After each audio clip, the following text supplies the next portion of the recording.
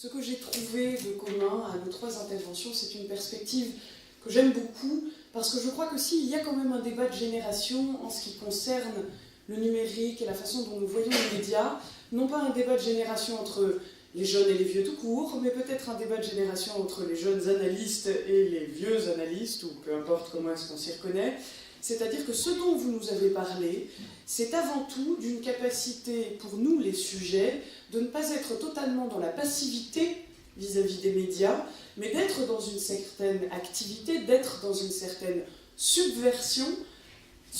En fait, on pourrait subvertir l'effet attendu des médias qui serait la passivité. Or non, nous pouvons utiliser les écrans et les médias comme des miroirs qui sont constructifs de notre identité, peut-être un peu aliénants, mais tout de même constructifs. Nous pouvons utiliser les médias pour atténuer nos symptômes, et ce, même si c'est surprenant, eh bien, je veux bien l'entendre. Et notamment, alors les médias peuvent utiliser la psychanalyse, bien sûr, mais Damien, tu dis qu'il y a une multitude d'invitations et des portes qui s'ouvrent. Il me semble que c'est quand même un appel à l'activité dans la recherche, c'est-à-dire faire des médias un objet de recherche plutôt que de rester méfiant, être curieux et donc être actif vis-à-vis de cet objet-là. Et pour les sujets qui sont en thérapie ou qui simplement utilisent les smartphones et tablettes qui sont à leur disposition, pensez que cette utilisation peut être une utilisation créative et très subversive. Je ne sais pas si vous avez envie de rajouter quelque chose, sinon je passerai la parole à notre public. Merci encore pour vraiment vos contributions très intéressantes et très diverses. Des questions. Moi ou d'autres? Est-ce que le public éventuellement aurait des questions?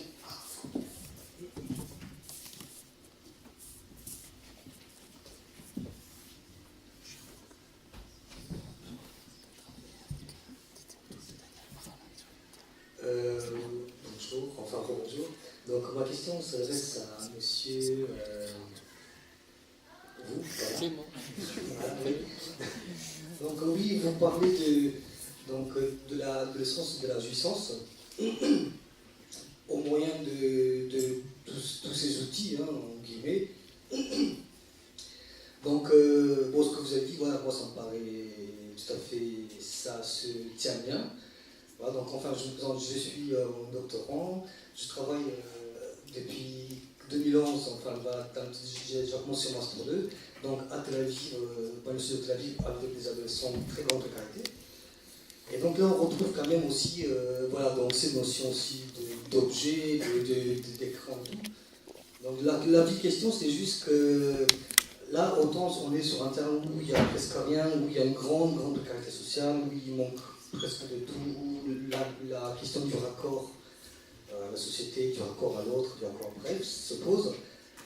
Et donc, voilà, ce qui me dérangeait, moi, c'est quand vous êtes arrivé à la fin pour dire que finalement, en partant de l'étymologie allemande, certes, que ça brouille, qu'il y a un écran. Moi, j'avais envie de dire plus que ça, pour cette notion, ce recours, ça brouille. Voilà, c'est cette distinction entre désir et jouissance, que ça brouille, certes. Mais après qu'on y jouit, vraiment, je pense pas. Parce que moi, je le vois, par exemple, on peut être sur des terrains où il n'y a rien, où on est à presque rien, et être qu'à une force numérique et ne pas jouir pour autant. Voilà. Donc, c'est finalement cette question, que ça brouille certes, qu'il y a une distinction nette, certes, c'est assez intéressant, et voilà, mais après, de jouir pour jouir, parce qu'on a accès à un objet, ça je ne sais pas. Enfin voilà, moi ça. Après que des distinctions nettes, elles ont toutes leur mérite d'exister, et à quoi ça renvoie, et voilà, quel cadre, enfin, à quoi ça renvoie, et à quoi, qu'est-ce que ça peut se tenir, oui. Mais jouir pour jouir parce qu'il y a un objet, ou parce qu'il y a une accessibilité, ça je ne sais pas. Voilà, merci. Une question? Effectivement, c'est une question de la jouissance. Et la question de la jouissance, je pense qu'elle s'adresse à moi, de deux intervenants. La question de la jouissance, il y a deux choses. Il n'y a de jouissance que du corps. Alors effectivement, qu'est-ce qui se passe? C'est pour ça où la question des médias nous interroge. C'est de quelle jouissance on parle. Et alors, l'autre question, c'est que est-ce qu'il y a donc, dans la question du cinéma, il y a la question de l'œuvre d'art, c'est pas, donc il y a quelque chose images qui circulent et qui peuvent être les séries. Et puis la question, le passage, c'est pas si simple, je suis bien d'accord avec vous, ce n'est pas si simple, mais c'est quand même tout de même pas pareil. C'est ce rapport, qu'est-ce qui se passe là sur la question de cette... qu'est-ce qui se passe dans cette... Parce que là, ça se passe... Effectivement, il y a le toucher par la tablette, il y a le toucher l'ordinateur, mais quand même, c'est particulier. Il y a quand même toute la sensorialité.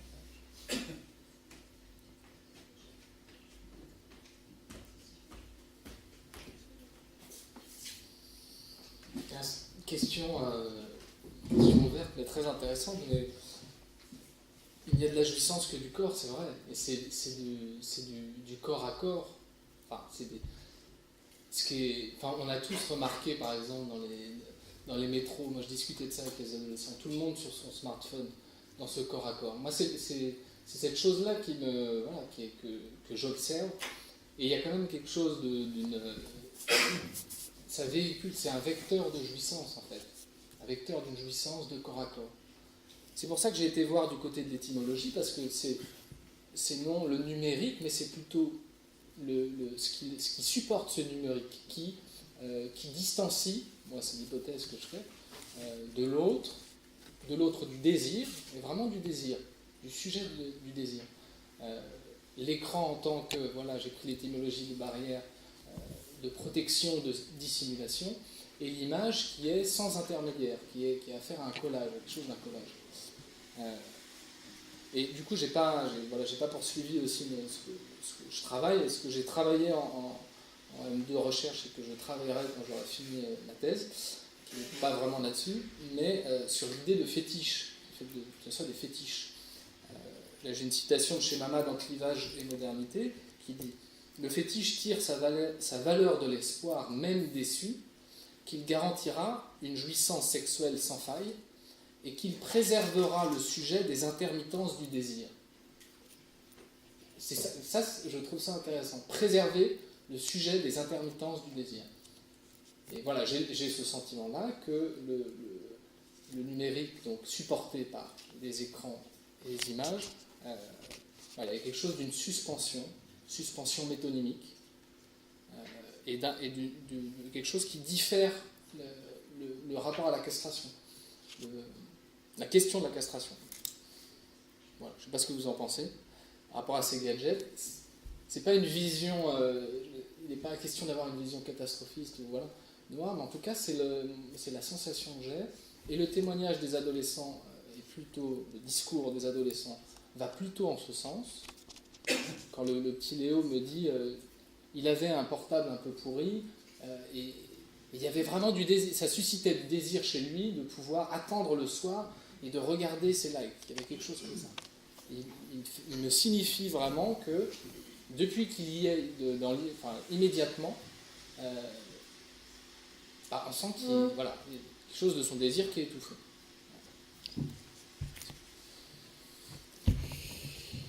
Alors, il y a une jouissance, nous ne jouissons que du corps, eh bien moi je ne suis pas d'accord du tout. Non. Non, et non, j'ai beau me remplacer cette phrase comme je peux, non. Non, il y a la pulsion scopique. C'est ce qui se joue surtout aujourd'hui à notre siècle, c'est la pulsion scopique. On jouit par l'image. C'est à travers l'image qu'on jouit, et si on veut se rapprocher d'un concept lacanien, dans ces cas-là, il vaut mieux se rapprocher du manque à jouir. Parce que les images sont construites aujourd'hui de manière à ce qu'il y ait toujours un manque, qui nous rapproche finalement à toujours un autre manque. C'est pour ça qu'il y a finalement cette consommation frénétique.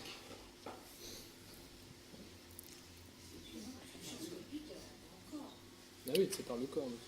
Oui, mais le problème, quand on dit nous ne jouissons que du corps, je veux dire, c'est pas du tout la même chose que lorsqu'on parle de la jouissance scopique. La jouissance scopique, elle met en premier lieu l'image, pas le corps. Le corps est secondaire, bien sûr, on est là, on existe, on jouit. Mais c'est à travers l'image et par l'image. Mais l'image n'est pas un média, c'est ça qui est quand même très paradoxal. C'est moi qui... Ça me questionne. Ça résiste à la médiation, justement. C'est le propre de l'image, l'imago. c'est sans intermédiaire.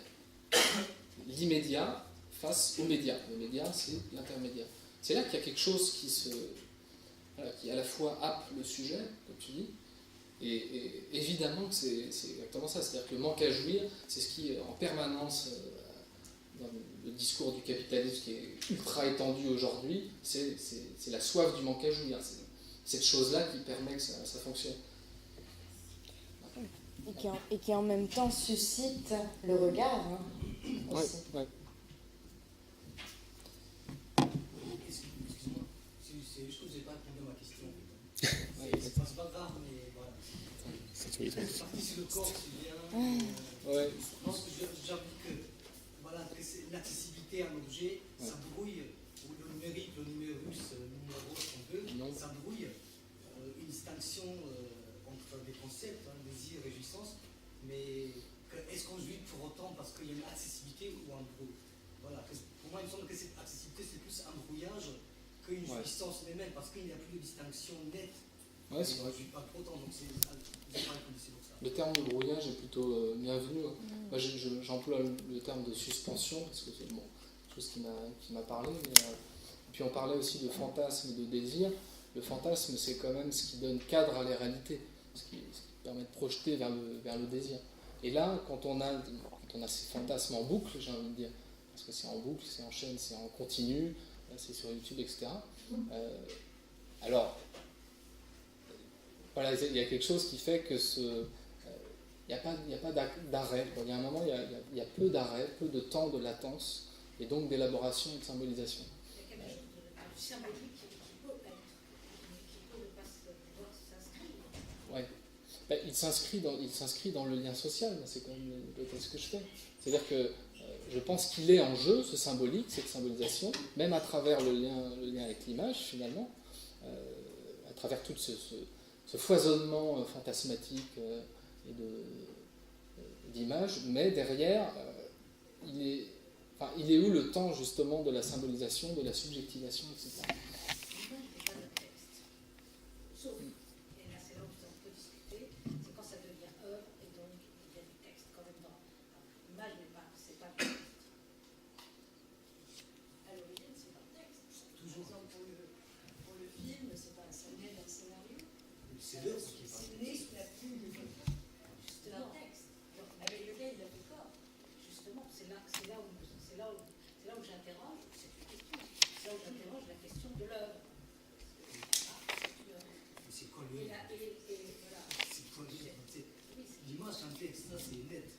L'œuvre, c'est quoi? C'est parler de tout et rien ne prend le temps. Non, c'est un individu qui a fait un processus créatif à propos de ses propres fantasmes, à partir de sa propre histoire et sa singularité. C'est comme ça. C'est pour ça que le cinéma, on n'y est pas tous sensibles.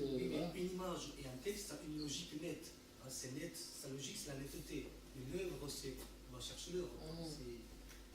C'est pas net. Mais sur le cinéma, quand tu parlais, Olivier, de Star Wars et de ce que ça convoque, de ce que ça peut chacun convoquer, c'est quand même... moi, j'ai vu The Young Lady là, récemment, par exemple, et finalement, quand on sort de cette salle et qu'on peut entendre ce qui se dit, chacun est convoqué différemment à l'endroit de ce film et de ses propres fantasmes. C'est quand même le propre d'une œuvre, d'une création artistique, ça attrape quelqu'un dans la fenêtre de son fantasme. Après, on en parle, on discute, on généralise, etc. Après, Star Wars, ça reprend tellement de choses, ça convoque tellement de choses du côté de la psyché que ça nous attrape tous. Simplement pour apporter une autre déclinaison peut-être de l'objet fétiche que vous avez remis.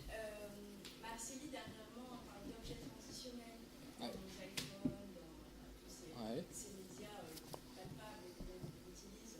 Et c'est assez intéressant parce que ça s'articule avec ce que vous énonciez sur le terme de médias. Là, je pense qu'il y a à chercher.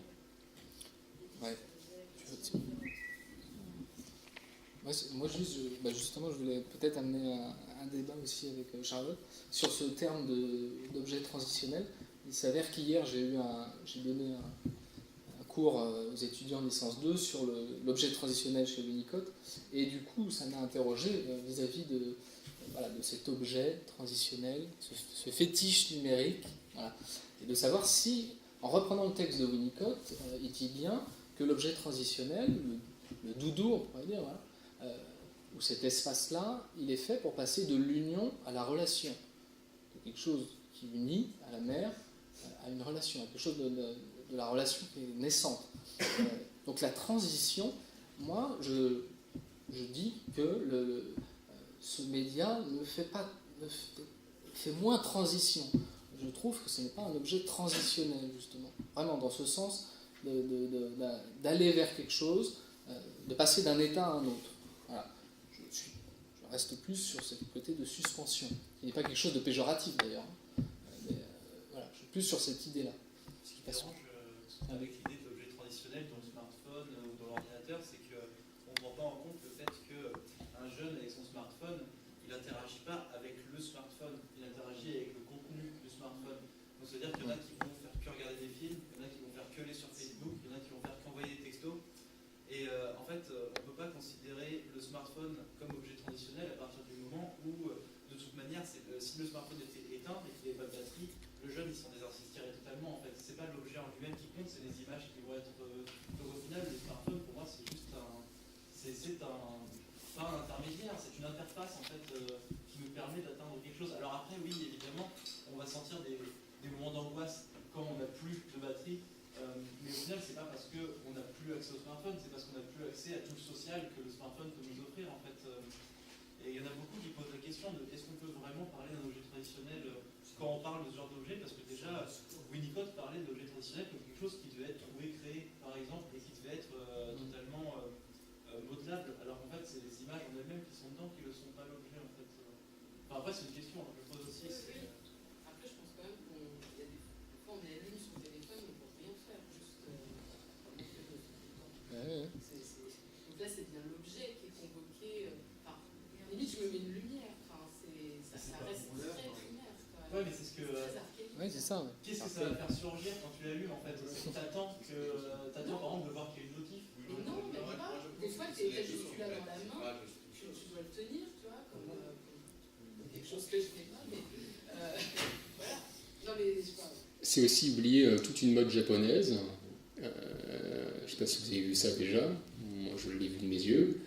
Où le smartphone se transforme en véritable doudou. Vous avez des coques qui permettent de pouvoir le transformer en parfait doudou, ou des petites chaussettes pour pas qu'il ait froid. Je ne rêve pas, ça existe, hein, je vous le dis. Donc là, on est quand même plein dans l'archétype à un point difficile de faire pire que ça. Quoi.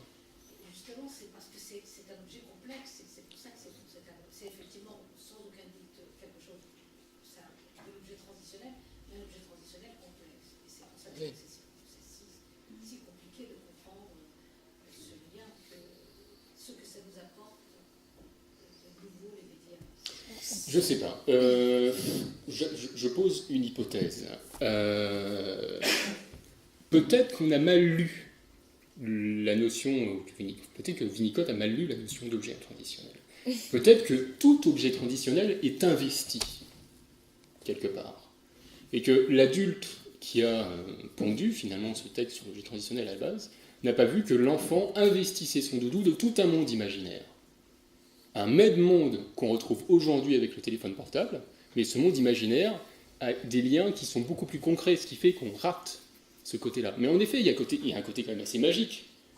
On prend un objet, on possède un objet qui nous permet de pouvoir à n'importe quel moment nous couper de notre monde autour de nous, là, et boum, tomber dans ce qu'on a envie. Et on choisit notre imaginaire. C'est trop simple. Sauf que la magie, elle est déjà faite, là. La magie, elle est déjà préfabriquée. Ouais, faut faire gaffe. Hein. Non, mais c'est ça, il y a la différence. La différence entre le doudou de Winnicott, c'est un objet transitionnel peut-être, mais alors très particulier, parce que le sujet, le gamin, ne peut plus créer, faire des relations avec son doudou, etc. Je veux dire, c'est déjà fait. Les fantasmes sont déjà dans la boîte. Moi je vois pas. En fait, je vois les liens. Je vois les liens. Je le fais juste après. Moi, je vois les liens d'une manière vraiment comme une ouverture, si tu veux. Pas comme quelque chose qui est centré sur le doudou.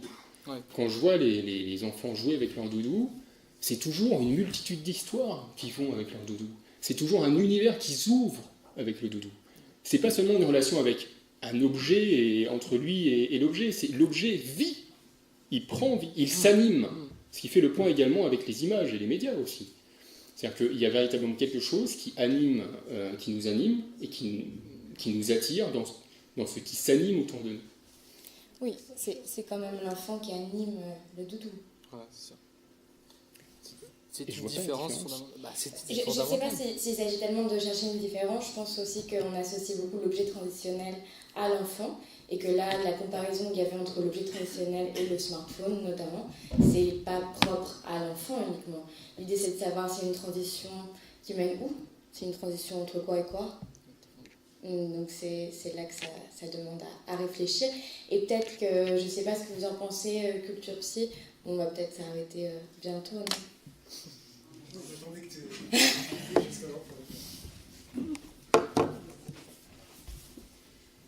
Alors, merci à vous pour vos interventions, c'était super. Je voudrais remercier aussi nos deux discutantes, Christina et Héloïse, d'avoir animé avec brio ces tables rondes. Merci à Christian Hoffman qui était là au début et qui nous a fait un petit speech d'intro. Merci donc à BFR, à l'ID qui nous ont plutôt aidé pour l'organisation de ce colloque malgré les quelques problèmes finaux mais qui heureusement n'ont pas eu d'incidence sur la tenue de cet événement. Et merci à tout le groupe Culture Psy P7. Il faut que je cite tout le monde, donc c'est ce que je vais faire. Alors merci à Christina Cernat, Jérémy Clément, Élise Devoucou, Olivier Duris, Clarisse Eloi, Rachel Gostis, Adèle Marronnet, Mathieu Mensaverta et Lola Morse, qui sont passés et vous font la bise pour ceux qui sont partis. Et donc je vous propose, si vous avez envie, d'aller au bar d'à côté pour un peu débriefer ce qui s'est passé aujourd'hui. Merci à Guillaume. Et merci, ah oui, effectivement, merci beaucoup à Guillaume qui a filmé le pour nous. Du coup, on l'aura probablement sur le site après, on pourra trouver l'événement en vidéo